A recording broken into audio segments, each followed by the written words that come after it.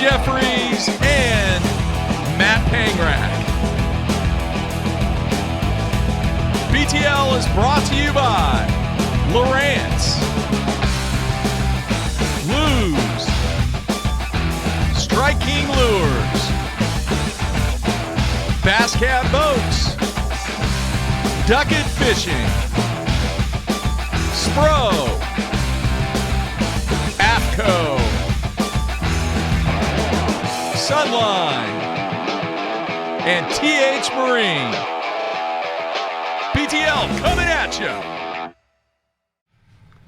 Good Wednesday, everybody. Welcome once again to BTL Bass Talk Live, where we're going to talk bass fishing and anything else that we want to talk about. Matthew, quite the week this week. It's very quiet in the studio after yesterday. Yeah, it was a thing of beauty yesterday, seeing Jimmy with his sunglasses.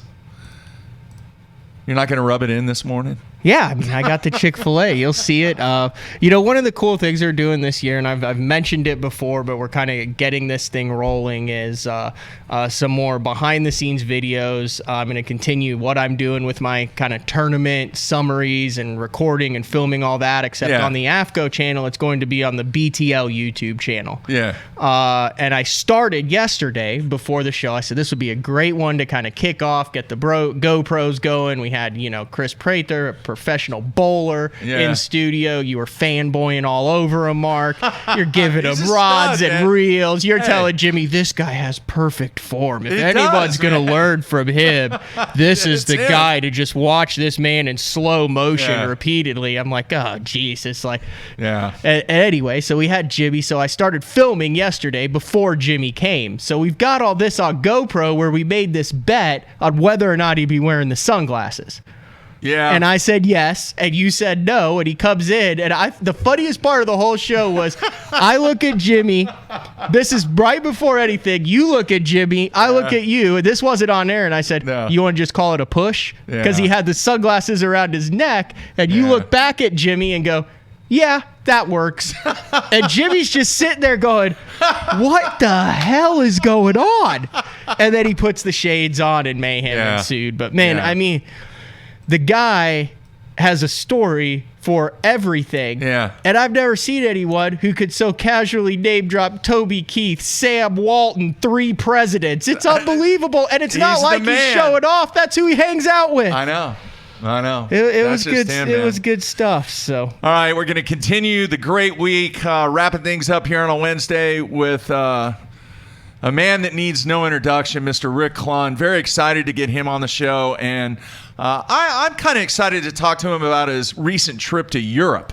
He spent, I think it was 10 days over in Europe, not really fishing, but just vacationing with his son and his family. Amsterdam? I'm not really sure, so we'll find out here in about 10-15 minutes. But really looking forward to having Rick on. I know a lot of people on the instant feedback too are very happy that Rick's on the show. All right, a couple things real quick. I want to announce this giveaway that I'm going to do, and folks. In case you didn't see it or don't realize it, Lowrance is a huge part of what we do here on BTL. And for those people, and I get emails every now and then, Matthew, that say, hey, I've followed you since the XM days. Well, guess who the first sponsor was for the XM show? I mean, pretty obvious. It was Lowrance. I feel like that's a leading question. Yeah, but that was when Darren Cole was at Lowrance, and Darren Cole is now managing partner of Blue Heron Communications. Do you still have a couple of those units from the very first sponsorship deal you did with them laying around? Was it that LC 45 it's right over there. or whatever? It's right over there is? Under the edit desk. You want me to go get it real quick? I'll see what it is. I want to see what it is. No. It's just the box. I know, but I just want to see what the box says on it. Anyway, folks, what we're going to do is we are going to reward the loyal fans, and really we have 3 different viewers and listeners. We have the live viewers that are watching right now on YouTube and on basshunter.com. And then we have the replay viewers that watch the video replay on YouTube and on basshunter.com. And then we have probably our largest listener base, which is on iTunes and Spotify and everything else from a podcasting standpoint. This is recent. It's 2007. Oh, that's the wrong one. No, it's the LCX 113C HD. That was a badass unit 13 years ago. It's still a badass unit, I'm sure. It is. Not compared to what you're about to give away. No. So what I'm going to do is, in this day and age, podcasting is huge. And with us kind of being on the cusp of being kind of at the forefront when it comes to podcasting. Matt and I have worked very, very hard to get into the position that we're in. I want to give something back. This is nothing that Lowrance is involved with, right? In other words, I did not call Lowrance and go, hey, man, I want to give away a unit. This is out of the kindness of your heart. This is my unit. One of the units that I was going to put on the boat, and I made the decision that instead of putting it on the boat, I'm going to give it to one of our loyal fans, all right? Now, here's what I'm going to do. If you have an iTunes account, obviously reviews and rankings, ratings are very, very important to the positioning of this product with the sponsors.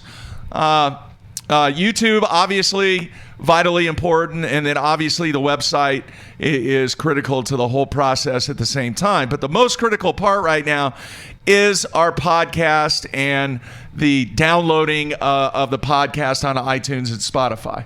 Just quick. Yeah. There's still people. I mean, I'm still relatively new to the podcast on the phone and stuff. So basically, if you just have an iPhone, like I still have an old iPhone, there's a purple button. It comes with your iPhone. It's like one of those apps it's on. You just tap on it. It says podcast. And then there's a little thing and you just search. So you just search Bass Talk Live on it. And I feel like this is applicable for people or if you're listening on some other feature. And then boom, BTL pops up. You click on it. Yeah. Then you can just click the subscribe button. And then it will download to your phone. Let you know when a new episode is out there, but you know it's got the recent episodes and everything. It scrolls down to ratings and review, and you can rate us and put a review. It's the simplest thing ever. It's the exact same show, but then you can hooks up to your car. You can listen to it at work, whatever it is. Yeah. If you just listen to us on another iTunes platform, well, if YouTube or something, you can take it on the road. Yeah, if you listen on Spotify or Google Play, if you do not have an Apple device, that's fine. You can still do a review. On iTunes. The other thing is, in case you do not have an iPhone, you can still get an iTunes account on your PC. All right, that is still available where you can do a review on your PC. So what I'm going to do, and I thought about this a long time, and as I said earlier, Matt and I have worked very, very hard to get us in the position that we're in with the fan base that we have. I am going to randomly give away a Lowrance HDS 12, right here. The big one, right here. In front of that thing so we get it right. Right there.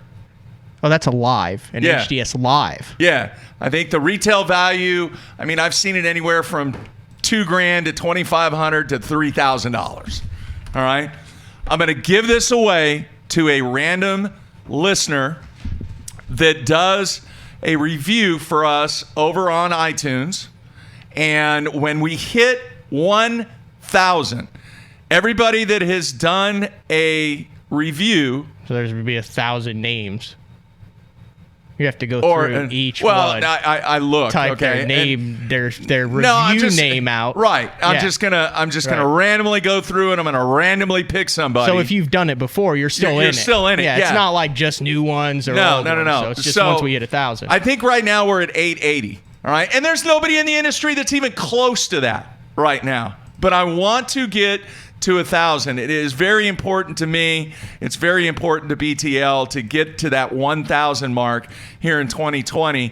And I want to give this back to one lucky fan that has been a part of the process of getting to 1,000 reviews. So there you have it. What is it, Matthew? Between $2,000 and $3,000? Is that what it is? Yeah. Yeah. It's the top of the line, the latest stuff that just came out last year. So. Transducer, everything that goes with it. The transducer is in there? Yeah. Yeah. You sure? 100%. All right.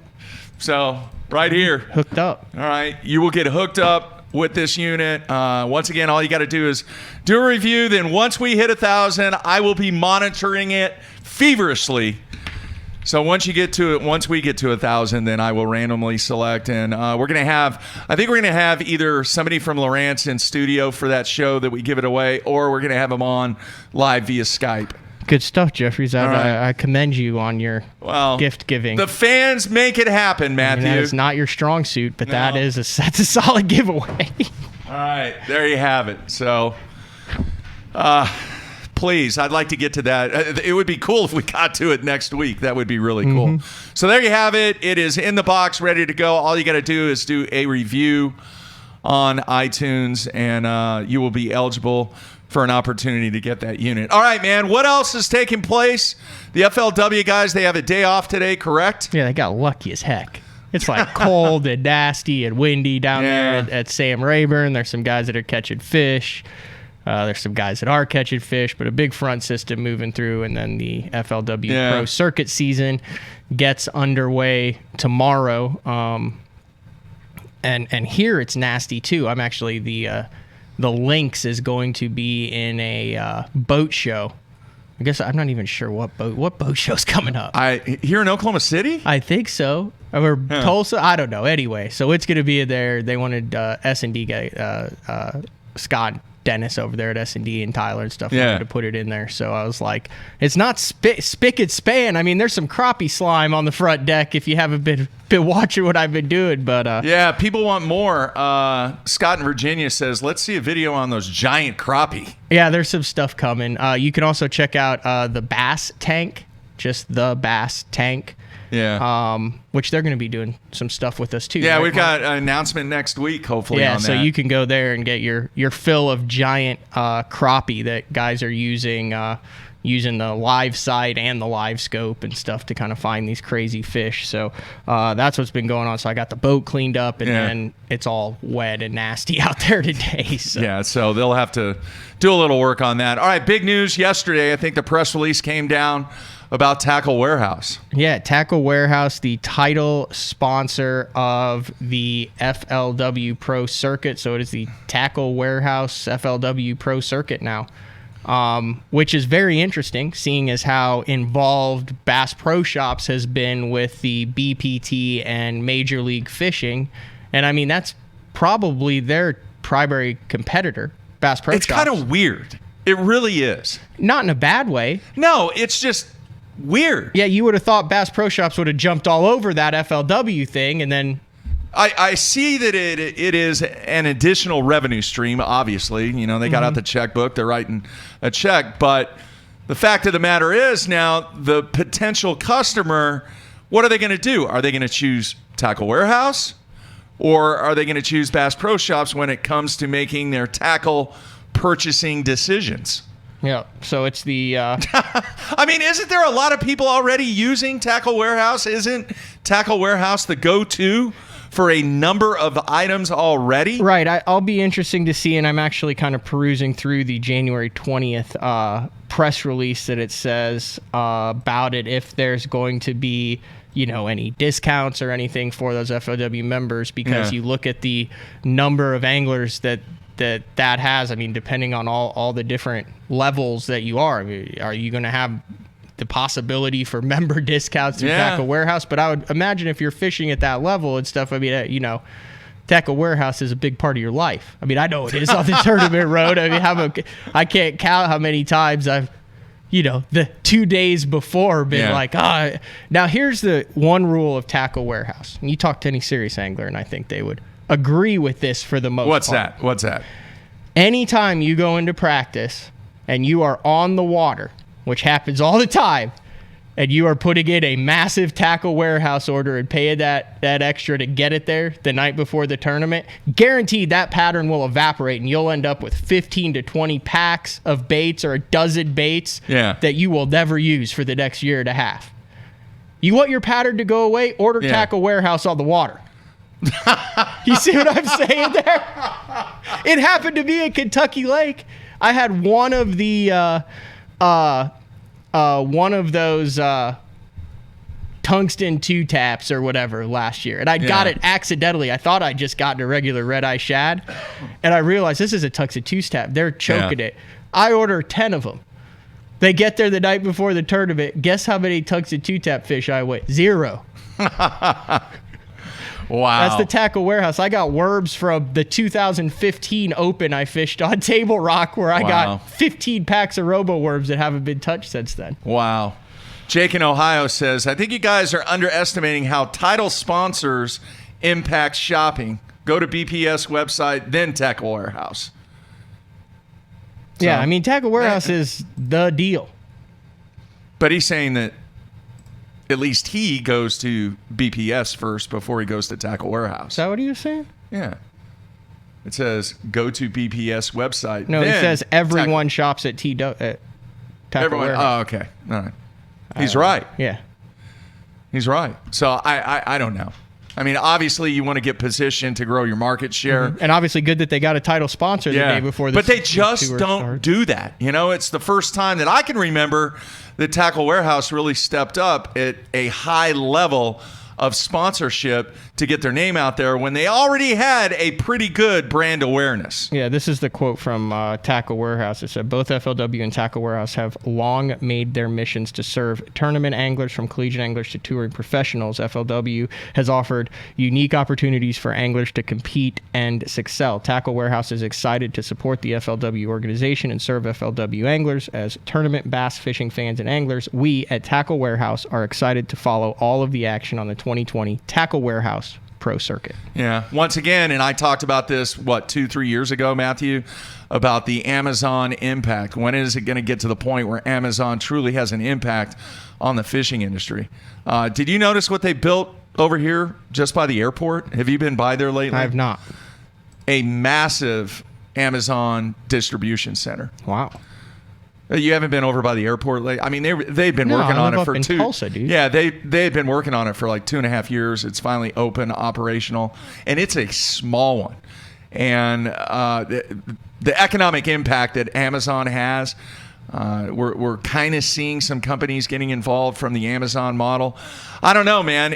I think it's going to be a challenge in the future. I know if anybody out there has followed the business side of the retail aspect of fishing, and we need to get Ken Duke on sometime soon. We haven't had Ken on in quite some time to talk a little bit about the retail side of things that are taking place, but not looking very good from a Wall Street perspective on fourth quarter sales for Bass Pro Shops / Cabela's when it comes to sales estimates that they were trying to hit. They did not hit the number, and that is one of their obviously really, really important periods with the holidays and everything else going on. So some very, very challenging times for some unique characteristics about what's taking place in the tackle industry right now. Totally. All right. Anything else, Matthew? No, I was doing some stats on Rick that, I'd rather ask him like deep, profound stuff than go over stats with him. So I figure I could hit you with a couple before we get to the man. Okay. How many tournaments recorded? Now, he's fished a ton more of this because you got to remember, you throw in the U.S. Open and all this crazy stuff that they used to fish back in the day. How many do you think he's fished between Bass and FLW over his career? We're talking like tour level events. Coast or 500? 500? 521. I was close. So I broke that down, and we're talking about a dude who's he's over 70, and he's still doing this. You know how tired I get after back-to-back weeks of weekend tournaments or something? Oh, yeah. He's fished the equivalent of a major tournament every single week for 10 years straight. Wow. And still going strong. Now, I broke that down. Now, some obviously, you've got him practicing, 3 or 4 days on some with no limit. Some are 2-day tournaments, some are 4-day tournaments. But I just broke it down. Let's say it's a 2-day tournament with 3 days of practice, or 3-day tournament with 2 days of practice. I put 5 days for each of those 521 tournaments, and it's probably over 650 when you take into account all the stuff that doesn't show up on the Bass and FLW websites from back in the day, more so the Bass, you know what I mean? Like the 60, 70 stuff. It's the equivalent of him either practicing or competing for 2,605 days, or every single day for 7 years straight for a tour level event, coast to coast. Man, that's a grind. Yeah, I mean, that is a grind. He's fished 456 events. Kevin's fished 314 events. But I also didn't realize Rick has 3 FLW wins, 4 top 10 Forest Wood Cup wins, and 65 FLW events. Did you realize that? I did not realize that. And I say that because I roomed next to him at the Costa on Lake of the Ozarks. Stayed at this kind of lodge place where you back your boat into the water, you put it in your slip for the week, and it's kind of like this little room. And I was staying by myself because I thought it would really benefit me. Yeah. With my 120th place finish, really benefited me. Yeah. But anyway, he was staying next to me, right? So I said, hey, Rick, how's it going? Every time I see Rick, we talk poker. Because that's his jam, right? Yeah, he's played. Everybody wants to talk fishing with Rick. Yeah. Rick wants to talk about poker. He's played in multiple Heartland Poker Tour events here in the Midwest. I'll tell the story real quick. So anyway, he stayed next to me, and we keep running to each other on the dock, like coming in at night or walking up with tackle or stuff, and it kind of becomes a joke over 2 or 3 days. So I go to Walmart after I was there for 3 days of practice. After 2 days, and I'd been running into him, this kind of couple 3 or 4 times. And I'm going down the aisle, and, I'm just by myself, depressed that I'm not catching crap. Yeah. And I'm going to eat my feelings. So I've got going down the aisles, and I hear, what the heck was that? And I go down another aisle, I hear, I said, I'm pretty sure it was someone whistling at me. What is that? So I make a turn down the yogurt aisle. There's Rick Clunn. Rick comes up and he goes, hey, how's it going? I said, good. What's going on, Rick? And he's there with his brother who he hadn't fished with in, 20 years or whatever. And he was fishing as a co-angler side. So he introduces me to him. And Rick eyes my shopping cart. Yeah. And I've got a 3-pack of ribeyes in there. I've got multiple. I got a cart full of stuff. But I'm planning on being there for another 4 days. And Rick's got some granola, a couple things of yogurt, some cases of water. Stuff you'd think Rick Clunn would have in the cart, right? Good stuff, man. And he looks at my cart, and he's seen me, but he hasn't seen. He goes, well, who are you staying with over there? And I said, just me. And he looks at my cart again. He goes, you're going to eat all that food? You were chowing down your frustration. Totally judged by shopping. Yeah. I had the mega box of Gushers in there. I had multiple boxes of cereal, Pop-Tarts, all sorts of stuff. But it was really cool in that tournament because he went out and he smashed them. Day 2, it's pouring down rain. We've got a lightning delay. Everyone's under it. Rick's in the hunt, and he's sitting out under the rain, just super focused, pouring down on him, 40 degrees. And I'm like, dang. That's Rick Clunn. That's cool. And I'm in the same tournament as he is, and that's him dialed in, catching him on a spinnerbait up a river on a lake that he's fished for 50 years. That's freaking cool. That is cool. All right, coming back with the man, Rick Clunn. Everybody stay tuned.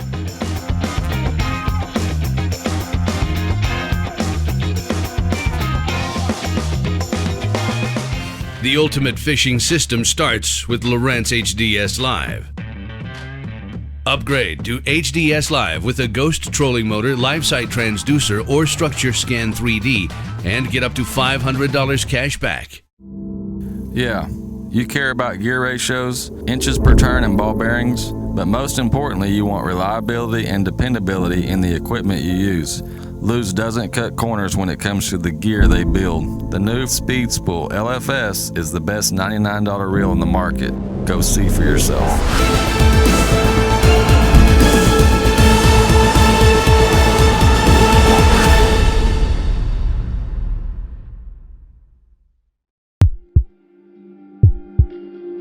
We've paired one of the most iconic hulls in the history of bass boats with a proven lineup of trusted accessories. We're bringing you best-in-class value and performance, leaving others in your wake. Turnkey value, turnkey performance. The Pantera 2 is an overachiever in the 19-foot category. Once you hit the throttle, you'll feel the rush, and there's no looking back. Kevin, what are you doing here? Oh, I'm just filling in for Billy. I need a 660 Shad Crankbaits in the Series 5 model. We're out. You're not out. You got all kinds of them right there. We're out. Kevin, I need 6. Have a lollipop. I do not want a lollipop. Have a lollipop.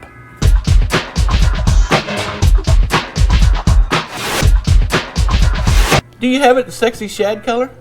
At Duckett Fishing, we have assembled the top pros in the country to help us design rods to give you a competitive advantage. Castability, strength, durability, action, sensitivity, weight and balance, and consistency. Combine that with the best warranty in the industry, and you have rods that are pro-driven. Duckett Fishing, pro-driven. I want to share with you a new product we got coming out from Sunline. This is the FC leader size spools that we have now. We've gotten a lot of requests for this. A lot of you guys use fluorocarbon for leaders only, myself included.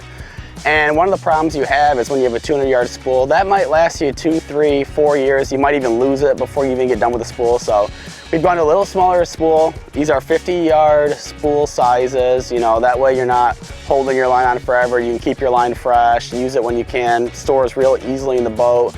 We got all of our popular line sizes that you're used to with our Sniper from 5 to 14 pound. If you guys are looking for a line that you're only tying for a leader, go check out Sunline FC Leader 100% fluorocarbon and give it a try. Blue Water by TH Marine, offering LED lighting solutions for your boat, trailer, truck, ATV, and so much more. Engineered and built to be rugged with waterproof and submersible options. Designed for easy installation, Blue Water is available in a variety of colors and styles. All backed by a limited lifetime warranty. Blue Water by TH Marine.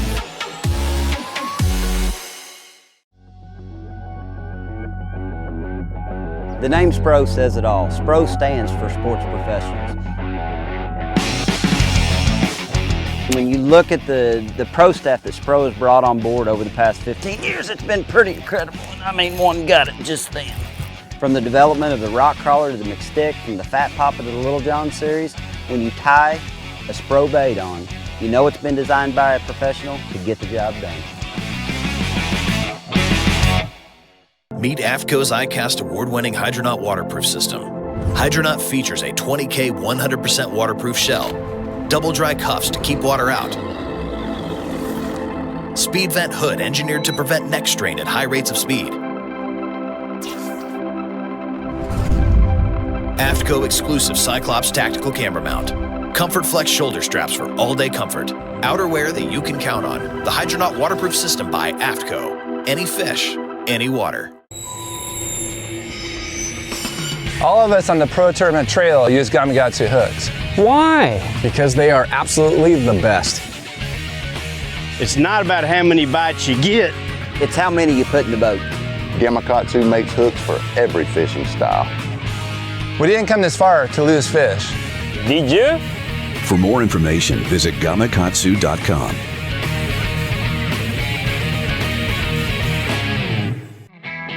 The Big Bite Baits Kamikaze swim on is a very unique bait, and it's got a full body but with ribs to give it a bigger profile but not more plastic. It's got a jointed tail that gives it a lot of action, as well as this up and down crawl type trail with holes and ribs in it, so it creates a bubble trail almost. This bait is supposed to be fished upside down or vertical like this on a grate for a chatterbait. I prefer it on a swim jig as well, but you can also cut it down and put it on the back of a finesse jig. You know, flip it around for some spotted bass or flipping docks. Anytime you want a small, compact, you know, little trailer for it, this is great for it. So check out the full lineup of swim-ons at bigbitebaits.com.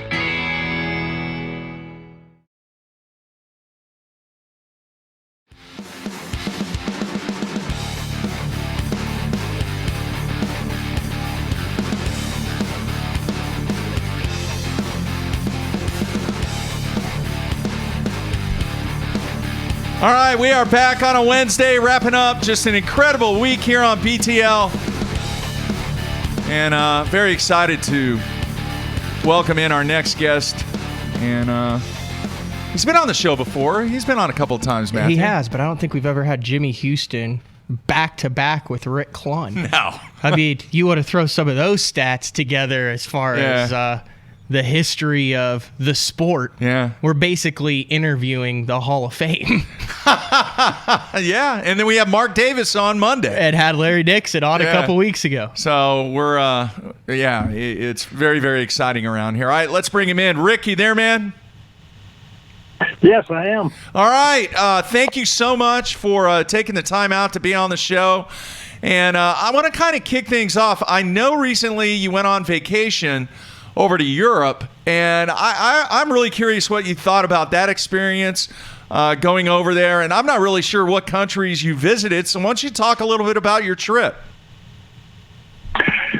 Yeah, actually, I went over there to see my youngest daughter, who's 40-something now, and her family, her husband's in the military in the Netherlands.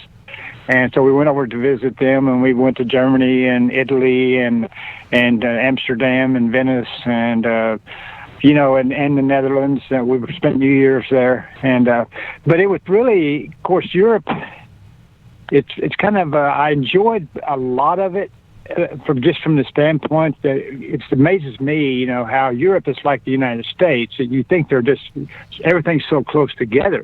Texas and Oklahoma and Arkansas and Tennessee, with Germany and Italy and all of those are kind of the same situation, but they speak different languages. And you go, wow, how did that happen? But I enjoyed it, just the way they do things different. Some things I think I really wish we did like they did, and some things I'm glad we do the way we do. But the main thing over there that I noticed was just there's a whole lot of people over there. You don't have the wide open spaces you have here. And I actually went over there too to work with the Italy Bass Federation guys. I've been over there with them, fish tournaments over there before. So it was kind of a mixture of seeing my daughter and also doing a little bit of, work with the Italy Bass Federation. Wow. Bunch of serious Italian anglers over there that are, kind of really into it, that are trying to make the move. We've seen a lot of the international guys. Obviously, Carl Jacobson comes to mind. Big influx of Canadian anglers on the Elite Series this year. Are there any Italians on the horizon?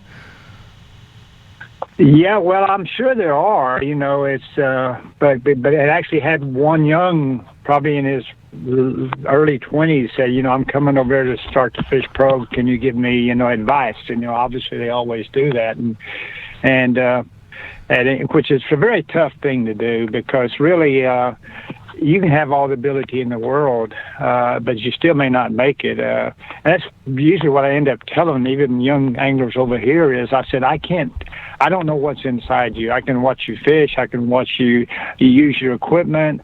But I said the final say in whether or not you can make it or not is something I can't see. And I said that when I knew I could make it, when I was at rock bottom, and I knew that I wasn't going to quit. I see a lot of guys come and go. They hit rock bottom. They lose their passion. They lose their love for it. They start to hate what they're doing, and they have to leave. But then you have those that hit rock bottom like I did, and they actually, even though you're at rock bottom, you love what you're doing. And you just know, I'm going to figure out some way, somehow I'm going to make it. And that's the part that, only they will figure out on their own. Interesting. Rock bottom, Rick.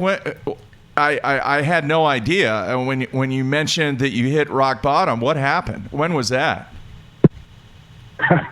That was about my end of my second year. I quit my job in 1974. I fished 74, 75, and 76 classics. 75, I lost my house. I lost everything. Had to move into a $125 rent house on the lake where I was trying to guide, and nobody even knew who Rick Clunn was. And so I'd get about one party a month. A lot of the tournaments back then I went to, if I didn't get a check at the tournament, I didn't have enough money to get home.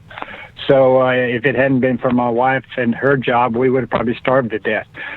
Even the third classic I went to, that I won at Guntersville in 1976, my first one, I didn't have, back then that was the secret classics, as you guys know, and you had to meet at a central location. We had to meet in New Orleans that year, and I didn't have enough money to get from Houston to New Orleans. I had actually even called Ray Scott and said, can you lend me some money to get there? And he said no. And I still had one old shotgun, my favorite gun, a Browning automatic 270 deer rifle, and I hawked it to get to New Orleans. And, of course, then I ended up winning the Classic, and everything just flip-flopped automatically.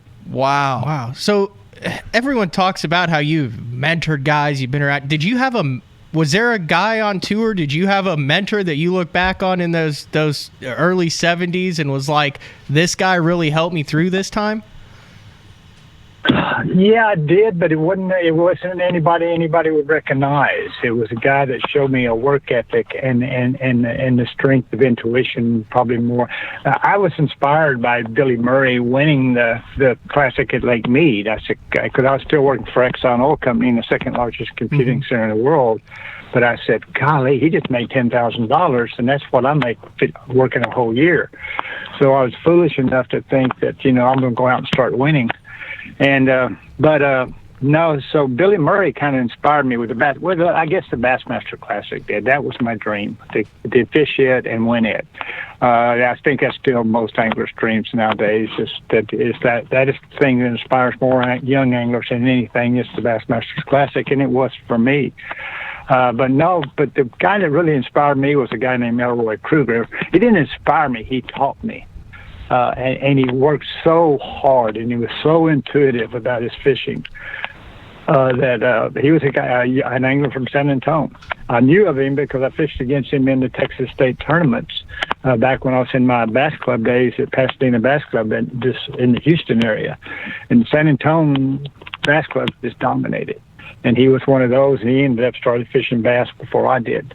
But he actually helped me a little bit, let me stay with him, and he always had this incredible knowledge of what was going on. Wow, that's interesting. I was looking back at the stats and talked a little bit about the numbers. I said we don't want to talk with Rick about numbers. He's got a lot better stories. But I just think it's crazy. Obviously, we're coming up on the St. Johns River, where you've won the last two times, were there. And it's interesting, you fished the St. Johns River in 1975 and 76. During those years, you talked about you're struggling. Yeah. And in those two tournaments, you weighed in 5 pounds in 1975, 3 pounds in 1976. And then 41 years later, you weighed in 81 pounds in 16 and 1 and 98 pounds in 2019 and 1. And it's just cool to look at that juxtaposition of 4 decades later, the 8 pounds total in those two tournaments versus nearly 200 pounds later, 4 decades later.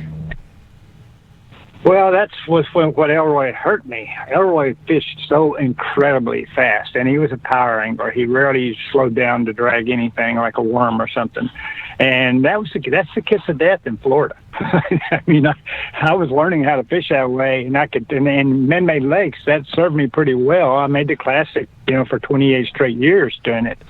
And but at Florida, it was the kiss of death. And that's finally it's what I had to learn in Florida was I've had to learn to slow down. Rick, I want to ask you this. Obviously, you've tournament fished in 5 decades. Just that's incredible in itself. But do you think that the sport and the game has got to a point where there needs to be more equality from an equipment standpoint at a competitive level because of the advancements in technology? Should everybody be on the same playing field to create a more competitive environment? What are your thoughts? Hell no. No, you can't socialize the sport. And that's basically what you're doing. You're starting to handicap it. You're starting to socialize it. I'm not saying electronics can't eventually go too far, but it's about learning. I've Coach Cody Huff is fishing the Classic this year. He won the college, last year the college national championship, and he's from my town. And there's a line from Johnson Livingston Seagull that says, "When the student is ready, the teacher will appear."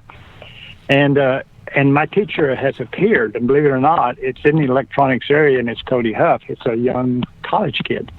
So it's not exactly where you, being a 73-year-old angler doing it for 43 years, expects your teacher to show up from. You kind of expect them to show up from a different plane of existence. But that's not the case.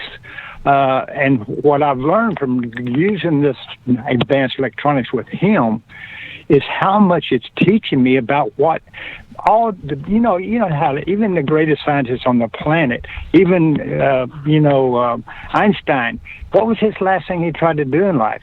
He was still searching for the complete answer, a unified theory of relativity. The best fishermen in the world, we're incomplete, and if we quit that type of stuff, we will continue to be incomplete. And what I've learned from watching this depth finder stuff is how many of our theories were not complete. In some cases, we're even completely wrong. So no, I'm not ready for that to happen anywhere close to the imagination. I don't. I think that will stop learning if we do stuff like that. Wow. So it's kind of known around the circles of the professional guys. Everyone's got the story of when Rick Clunn came up to ask them a question and how pumped they are. I remember Dean's talked about it with the frog. Brett Heights talked about it with the chatterbait. Holy crap, Rick Clunn came up and wanted to know some of the intricacies of the bladed jig. You're talking about the Cody Huff and electronics and stuff. Kind of, you're always learning. What kind of over the course of your career would you say has been one of the most difficult aspects for you to learn? It hasn't been difficult to learn, because the learning is what still makes me feel young. It's the unlearning is what is the hardest, and I've had to do that in the last 7-8 years, where I realized that my old style, which is basically the MLF style of fishing, I don't want to do no more. And at the highest levels of fishing, that style doesn't work anymore. So I had to change. I had to unlearn. I had to quit just trying to find the most 2-pounders faster than anybody on the planet could find them and catch more than anybody could catch, because they don't do you any good anymore. They're at the highest levels of fishing. You better be fishing for a bigger fish now, and not just fishing for them in the tournament, but you better be practicing for them. You better be learning how to catch them. So it's been real difficult for me. I've had success. I've actually, like I said, I've caught the 5 or 6 biggest strings I've ever caught in my life in the last 6-7 years. At Falcon, 32 and 35 and 37, and then last year 34, 14, and the year before, in 2016 31 something. So I'm catching these big strings. I'm learning how to do that, but it's creating incredible inconsistency. And letting go of that is what's been the hardest for me, because the consistency used to come from, hey, I'm going to catch a limit every day. I don't care what size they are. But again, that's not really doesn't really fascinate me anymore. It's just going out, especially when you catch limit every day of every tournament in the elite level, and you won't even draw a 50th place check. So I've had to change, yes, but I've also enjoyed it tremendously. So it's been more about the unlearning of giving up 30, 40 bites a day that I have to do to fish for bigger fish. Was there a period in your career where you threw the crankbait too much? No. There was a period in my career which I threw the crappie crankbait too much, but not the crankbait in totality. The crappie crankbait. How did that go down? Yeah. Well, I threw that for years. Well, my first classic, 22 of my 27 fish that I won that on, came on a Bagley little tiny honeybee. And I don't know if you remember that bait, but it's like the Bill Norman crappie crankbait, a little tiny crankbait. So yeah, my career, that was always, and I excuse the expression, but if I was having a tough day, that was my save my ass bait. Okay, I would tie on that little bitty crankbait, and I'm gonna catch a limit. If there's fish around, they will bite it. But the problem is you're usually looking at a 5-fish, 10-pound limit. Day in, day out with that. So yeah, as things evolved and the limits got smaller and the fishermen got better and the lakes got better, 5 fish, that weigh 10 pounds aren't going to do you any good. All right, I want to go to the instant feedback. David in Wisconsin says, a while back, Rick, You said that you used to apply a one rod and action to the same reel ratio to multiple presentations, flipping, cranking, etc. Do you still go by that rule? Yes, when I'm using casting equipment. And now, if you're going to obviously the spinning rods and stuff, then no, drop with the advent of new techniques like drop shotting, etc. You know, that type of stuff. Ned rigs and all that. You go to spinning rods. No, you got to go to a spinning rod, ladder line, 6-pound test, whatever. If I'm still using a casting reel, no, it's the same rod and the same reel. That's interesting because that blows people's minds because you got everybody that's matching everything. But on the PGA Tour, I don't know if you know Bryson DeChambeau, who's been around for a couple years now. He wears that kind of golfer hat, I guess, that Payne Stewart used to wear. But all of his irons are the same length. They're all the length of a 7-iron. And he believes that just by that consistency that he reduces or eliminates variation. Yeah. So he knows what he's getting with every club. Well, that's essentially, it's like handing the free throw shooter a different ball every shot. Okay. You force him to have to adjust. Now, he will start making it with no matter what size ball it is, but he has that adjustment period that I'm trying to eliminate. I don't want to have to adjust. So, because that's taking time. When you're adjusting, it's taking time away from your thought process of what the fish are doing. You're now adjusting something mechanically. It's like if you had to go run a different troll motor the next day because your troll motor broke. You've all done that, and the button's on the wrong side. It's distracting you. It's just getting in your way. It's a great point. All right, Scott in Virginia wants to know, can you tell us what the color of the crappie crankbait was? Fire Tiger. All right, and he wants to know if that's your favorite. It works. It seems to work in all different colors of water very well, clear versus off color. I think it's more, in me in color, there are always examples that you can't deny that, or at least it's a variable that you say it has to be making a difference. But we know now, if you look at it from a scientific standpoint, and if you ever fish clear water and for trout, the trout guys match the hatch because they have to. That water's so clear. And so that means that the fish is using the sense of sight at a very high level. In bass fishing, that's not always true. If you'd had to just say, I've got to focus on one of the senses when I'm choosing a lure, it would be the lateral line for me 8 times out of 10 versus sight. That crappie crank is deadly. Remember, Sean Goodwin also has an All-American trophy on his mantle because of a little .5. Yeah. That's cool. All right, back to the instant feedback. Scott in Virginia wants to know, what makes the Trickster spinnerbait so good? What makes any spinnerbait good is the blade. And then the knowledge of understanding the relationship between the blade and the head. It's not the color of the spinnerbait. It's not, it's the wool leaf is 90% of all sales in the country, but the problem is it doesn't catch very many big fish unless you go to giant wool leaves, and then they're a pain in the tail to throw in a high wind. So the Trickster has what's called a long drop blade. It's a cross between an Indiana and a wool leaf. So you have the flash of a wool leaf, but you have the water displacement of an Indiana, then you have to understand and match it with a big head. I fish it on a 3/4 ounce plus head because I like to burn it and I like to slow roll it. And if you're burning it, you've got to have that big head or it's going to roll on you, and all fishermen hate that. So that's why they fish wool leaves. Wool leaves don't displace a lot of water, but that means they're also not attracting a lot of big fish. Rick, how often do you just get to go fun fishing?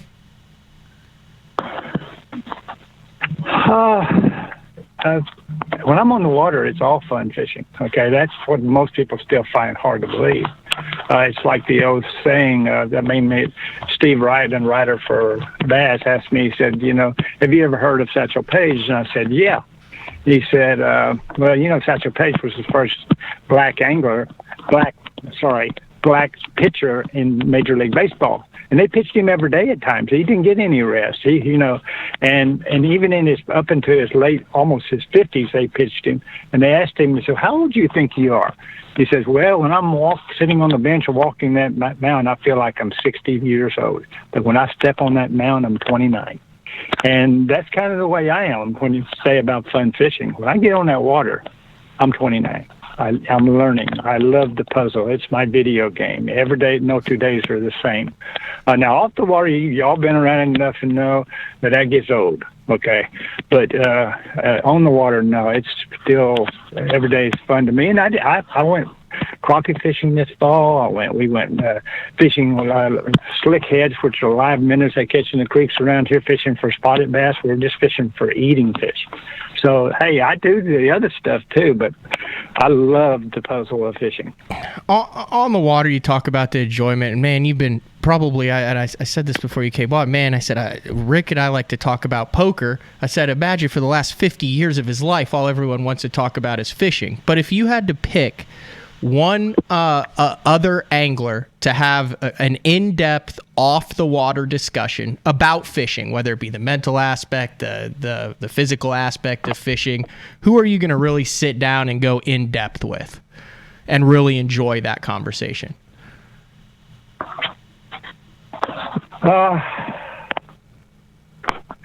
Pretty tough one, actually, because there's not a whole, you know me well enough to know that my brain can get way out there. And usually when I get the area I want to go into, it's off limits to most anglers because of society. So that's one of the things. The one angler I'll probably miss the most is Takahiro Omori. Because first of all, he doesn't lie.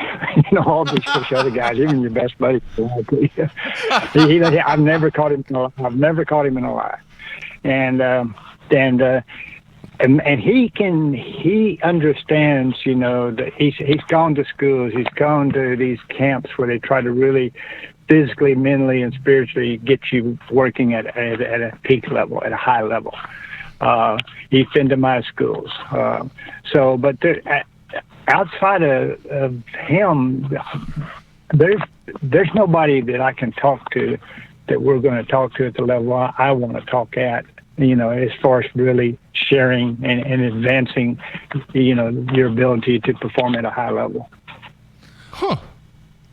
That's interesting. Yeah. All right. For those fans out there. Let me just state this. There's some of them, okay, that are unconsciously competent. There's a lot of them that I consider unconsciously competent, but I don't know very many that are consciously competent. Okay. And I'm talking about the best. Interesting. Unconsciously, I'm trying to unwind this here. Unconsciously competent. They're good or they understand it, but don't know that they understand it. They won't, you know, no, they won't. They don't understand where it's coming from. Okay. Interesting. Wow. Interesting. All right. For those fans out there that may not be aware, one of the icons of this industry, Forrest L. Wood, is kind of taking a turn. He's in the hospital. He's not doing well right now. And Rick, I want to ask you, you've been with Nitro obviously a number of years, but what's a story that you could tell us and the fans about your friendship and interaction with Forrest L. Wood? You know, there's a handful of people in the sport. He was an angler. He was a businessman. He was a manufacturer. He was everything in the sport that you could be. But even more important than that, he did it in the right way. There's successful men on the planet that you know, their success is at the expense of other human beings, and then there's successful men which they elevate the other human beings around them, and that was the way Forrest was. My personal experience with Forrest was back when I lost my sponsorship in the '80s with Glass Drum Boat Company. He came to me and said, Rick, I just want you to know. He actually came to me 2 months before I lost my sponsorship. Said, Rick, I just want you to know if anything ever happens, you will never be out without a boat as long as I'm, you know, the president of Ranger Boat Company. And then 2 months later, I lost my sponsorship. I did not go with him, and I went back to him, though, and I said, Forrest, I want you to understand, you already got every good angler there is on your team, and I really appreciate what you've offered, but I need to go somewhere where I feel like I can help. He already had Roland and Bill Dance, and you can Jimmy Houston, you name them, he had them. And he understood. But I said, Forrest, aren't you worried about the way the economy has got? And I'll never forget what he told me. He said, nope, I'm not. He said, if I build a good product and if I treat people right, there will always be 3,000 people out there that'll buy a Ranger bass boat. And that stuck with me. He didn't, that was his whole way he lived his life. Wow. All right, Rick, we're almost out of time, but I got to ask you, how is the poker game, and have you played in any Heartland poker events or anything here in the Midwest? It's strange you say that because, believe it or not, in the Netherlands, it's legal. Where I just got back from visiting Mudwater. And I played several times over there with my son-in-law, and my daughter likes to play too. So, yeah, it was kind of the first time I've actually have played in a real live event since probably y'all's last event. Yeah. Wow. Rick, should we bring back fish and chips? I've been working on Jeffries. We've been dropping hits. I've been trying to make them. I think it needs to be brought back. Well, I totally, as much as I love what I do, we all need a break at times. And of course, to me, the poker has so many of the same elements in it that any competitive thing has in it. And I love the mental side of it. It is the one deal that you can eliminate luck. If you know the science and you execute it, you can eliminate the process of luck. Absolutely. Stan on the instant feedback wants to know, what's your favorite hand to play? Like pocket pair, like you look down and you're like, this is my jam. I'm like Doyle Brunson. All that pocket aces are good for is winning a small hand or losing a big one. So no, I prefer to play some offbeat. I would rather play the hands that can beat pocket aces or pocket kings. And you and I both know those are the straights and the flushes and those kind of hands. You can get pocket deuces and hit a set, but I'd rather go for the other ones. So suited connectors is what you like to look down and see. Exactly. Yeah, I'm with you, Rick. All right, Rick, can't thank you enough for taking time out, man. Really looking forward to 2020, and you're welcome here anytime. I will keep you posted if we get closer to announcing that we're bringing back Fish and Chips, but I'm working on that. But it is so much of a pleasure to have you on the show, and best of luck to you in 2020, man. All right. Well, hey, stay in touch. I like talking to you. All right. Take care, Rick. All right, there you have it, Rick Clunn. Wow, Matthew, that I wonder was. Does he still do any of his camps or any of his? I'm not sure. I mean, that might be worth going to. Sending me there to go do one of his camps. I would totally be in on that, Mark. I think a lot of people would. I know. Man, just some of the stuff that he said. I'm going to be honest. I expect one answer. And I get something that's totally different. Yeah. But that's how it's been. I know. Very, very fascinating about his discussion about going out and catching 10 pounds and catching 5. Mm-hmm. Dude. And he's changing. He's trying to change. It is. But here's the thing about Rick. You can still see it in his eyes. His eyes are still alive. You know what I mean? Like they're dancing around there when when you're in him and see him in that tournament. It's still, Mr. Clunn and Rick. It's guys are still, although he is very approachable, I feel like once you get to know him and stuff. Yeah. Guys are still the level of respect that Rick Clunn has earned in this industry, and there's a number of them, but Rick is just even a step above that. Yeah. And it's partially the mystique around him and kind of how 5 decades, how dude. he's done stuff. 5. You don't see him bagging bush beers back in the bar afterwards, cutting up, like a Denny Brower has.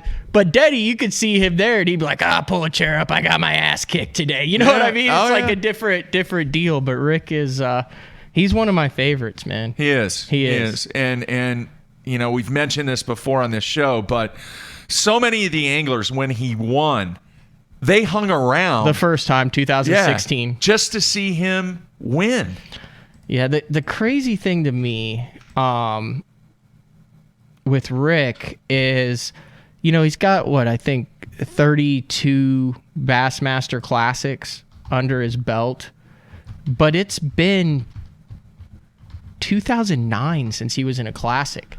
I mean, we're a decade without Rick being in the Classic, and I remember covering this when he missed that Classic in 2008 that broke the streak. And then, he made it in 2009. And do you think he'll make another one? I do. I really do. I would have loved to have seen him.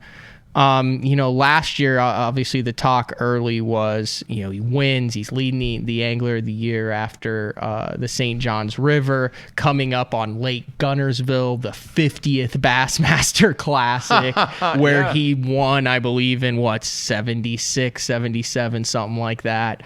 But then he wasn't able to get it done. So I would love to see Rick. And it's interesting how he talks about the versatility and all that stuff. I'd love to see Rick get another Classic under his belt, because I think Bass would absolutely roll out the red carpet. It'd be so awesome. Blow it out. I could see, 50 years of Rick Clunn highlights on the Jumbotron, as he weighs in. And Yeah.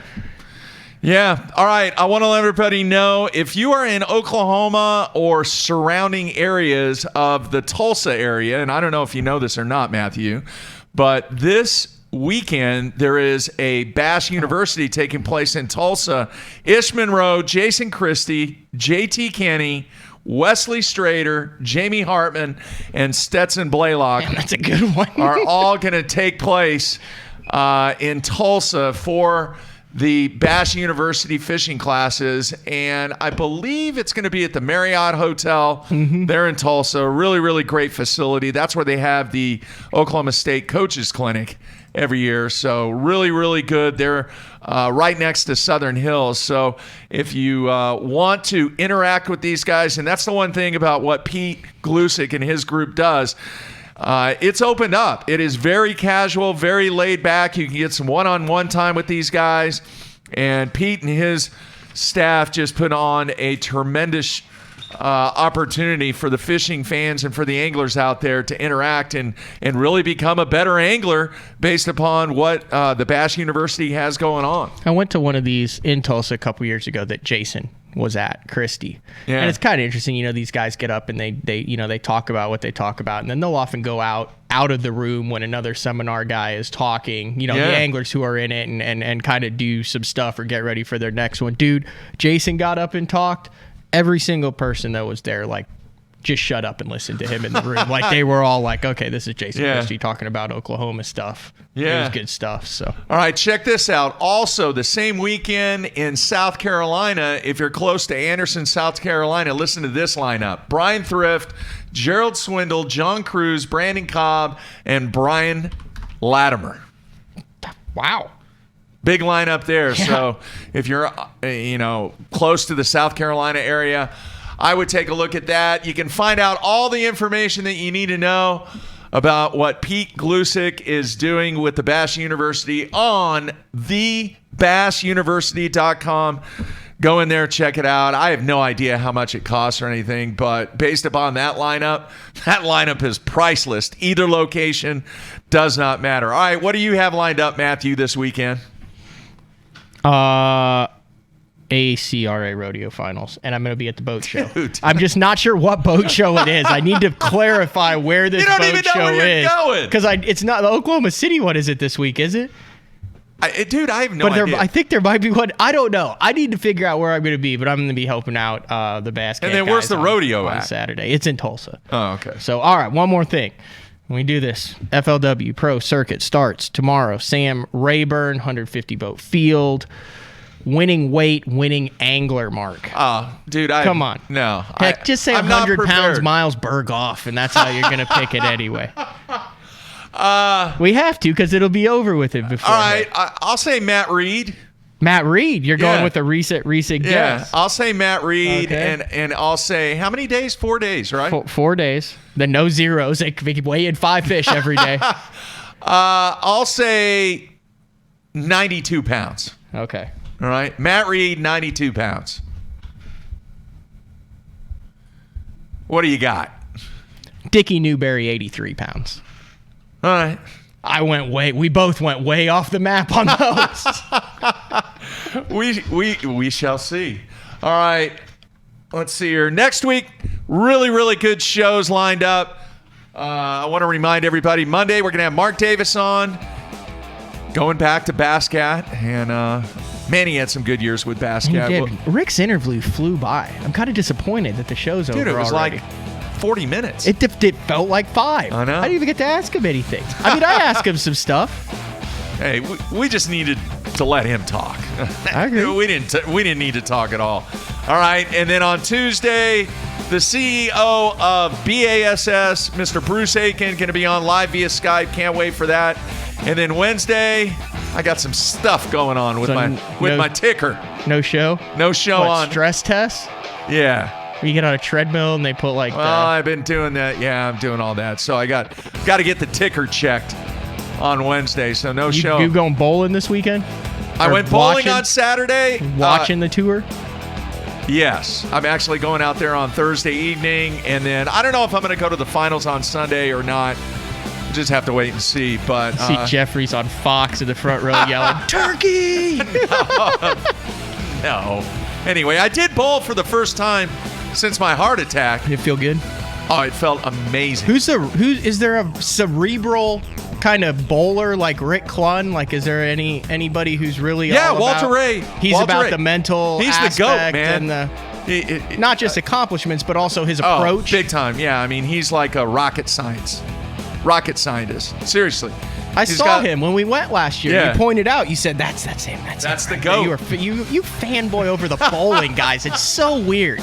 It's not weird, dude. It's just the way you talk to the bowling guy. It'd be like if Faircloth was in studio and I was like, "Oh, this guy's hook set. You should see how perfect his hook set is. It's just if you took a video of his hook set, that's how everyone should set the hook." Wow. The guy's just standing there going like, I roll it pretty good. That's pretty funny. All right, everybody. Next week, make sure you do a rating and review over on iTunes to have a shot at winning that HDS 12 Live. HDS Live 12 and a value between, I don't know, $2,000 and $3,000. So my way of giving back to everybody. Everybody out there, have a very, very safe remainder of the week. Have a safe weekend. We're back on Monday. That's it. We're out of here.